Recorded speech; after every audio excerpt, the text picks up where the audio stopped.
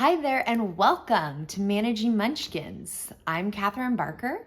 I am your behavior management coach, and I'm here today to talk with you all about positive reinforcement, how to really get started with positive reinforcement in your classroom, and really how this coming into the new year, how we have a really unique opportunity to kind of hit the reset button for our classroom, for any behavior issues you're experiencing, or really just like kind of a reset of your classroom culture in general. So in this video, I'm going to be sharing all about positive reinforcement, how to get started, like positive reinforcement 101. We're going to be talking about what is positive reinforcement, what it isn't, why it works, and how to get started and use it right away in your classroom. You can literally, at the end of this video, you'll be able to walk away with concrete, actual tips, ideas, tricks that you can use right away in your classroom. Okay, so what is positive reinforcement? So all positive reinforcement it's just simply rewarding positive behavior to encourage it to happen again. So an example of this would look like, say you have all your kiddos are on the carpet and they're kindergartners, so they're going to shout out and yell, right? So instead of having a timer and saying, oh, every time you shout out, it's 30 seconds off of recess, or if it's one kid in particular that's shouting out and you're saying, oh, you lost, a minute of recess time because you're talking out loud. Positive reinforcement on the flip side would be looking at the kids that are raising their hands, and you would say, oh my gosh, I love how Susie is raising her hand so nicely. I'm going to go ahead and call on her first. Yes, go ahead. And then you'll notice everybody's hands start to go up and everyone starts to go quiet. So it's pointing out the positive behavior and rewarding that. And you can just do it. It doesn't always have to be. There's some misconceptions that positive reinforcement is using just like rewards or trinkets or candy, and that is not at all what it is. There are so many different ways that you can use positive reinforcement that doesn't have to be physical, tangible things. So all positive reinforcement is just simply rewarding that good positive behavior so we can see it happening again, right? So research shows that this just really works well. It works well, especially with younger kiddos, but even middle school, high school, and honestly adults, right? One issue that a lot of people have with positive reinforcement is they feel like it's bribery, right? They're like, you're bribing the kids with candy, rewards, trinkets, whatever. They should just listen and that's it, right? Bribery would look like this, where you would have, say, a kiddo having a meltdown or a tantrum, screaming, yelling, and you say, okay, I will give you, this candy if you stop screaming and crying right now. So that would be a form of bribery. Bribery is when you give the student the reward first, and then the student promises to behave. So it's flipped with positive reinforcement. Positive reinforcement, it's planned out. So you have the plan. This is the incentive. You follow directions. This is the consequence. This is the reward that you receive, the incentive. So that's why positive reinforcement is absolutely not bribery. They're two totally different things. Okay, so I want to talk about now my just kind of intro. Let's jump into how do you get started using positive reinforcement in your classroom.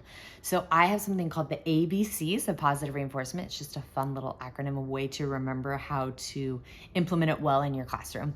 So A stands for always be clear. You want your kiddos to know exactly what it is that you're looking for by verbally affirming it or saying it, or having like your rules posted, whatever that looks like. You're giving very explicit feedback of what it is that you're seeing, what it is that you're looking for, and what it is that you're rewarding. B, be swift. So immediately, you want to do it right away. So as soon as you see a kiddo making a good choice, immediately affirm that, or give them the sticker that they have on their sticker chart or whatever it is. You don't want to wait, 5-10 minutes or whatever it is, and then go, oh yeah, that was awesome. It's really better when it's immediate.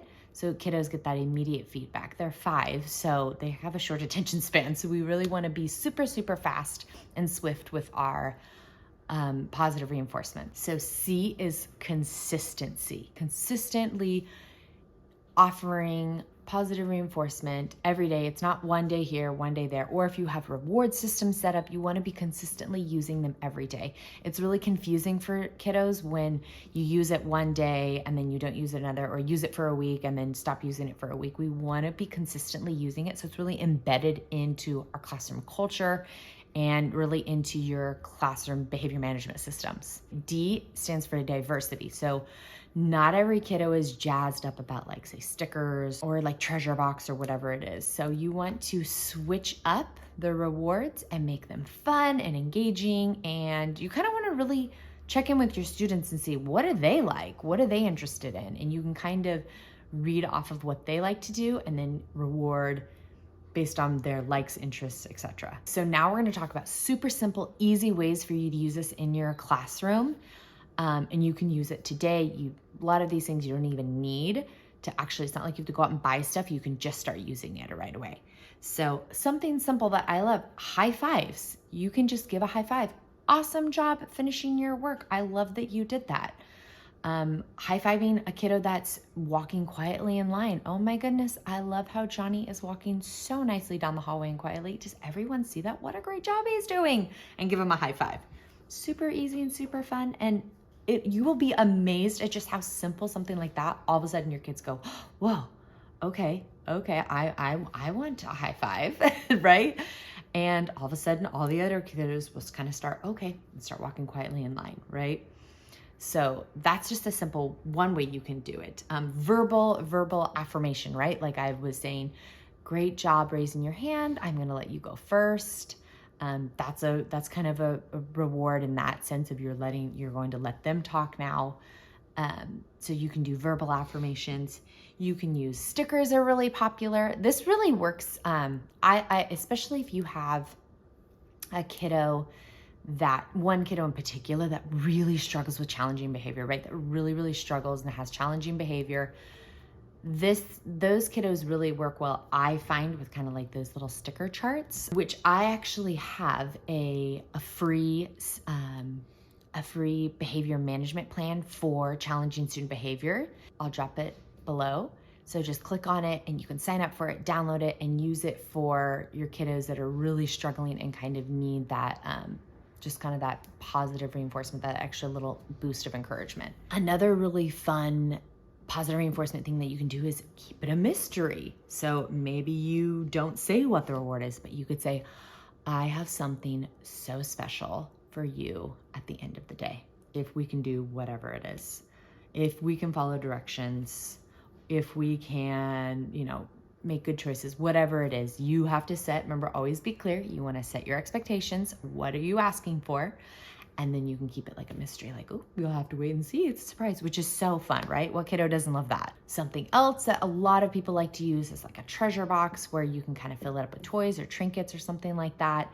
You could do class parties where the whole group works together. And I've had it where I have like a little cookie jar and I put a cookie in the cookie jar every time a kiddo or the class is making good choices. And then when we fill it up, we get a class party. And the class party, I like to switch it up. So sometimes we do chalk and bubbles. Sometimes we did like a disco party. We did all sorts of things. So you want to kind of keep it diversity. Remember, keep switching it up and make it fun, right? Make it fun for them. And it doesn't have to always be candy, right? It can be so many other things. Another great example that I love to do was I had a kindness chain. So anytime I saw kiddos being kind to one another, I had like little strips of paper and they would draw out the picture of what they did.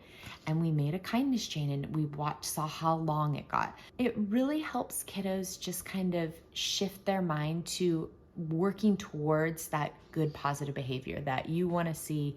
And that just makes for an all-around more community encouraging classroom environment that we all want, right? The kiddos want that, you want that. We all want to feel like we're in a happy, safe space, right?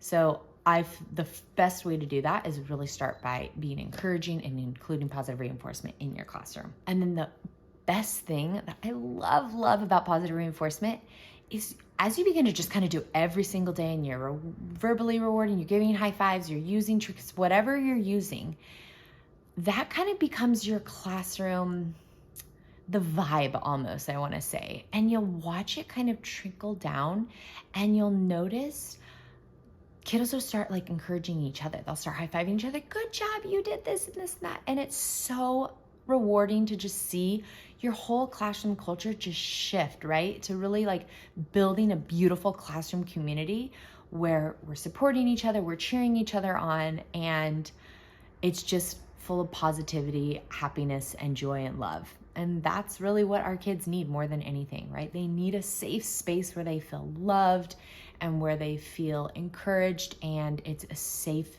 space, right? And so that's what I want more than anything for you and for your classroom and your kiddos. Don't forget to grab your free behavior plan below.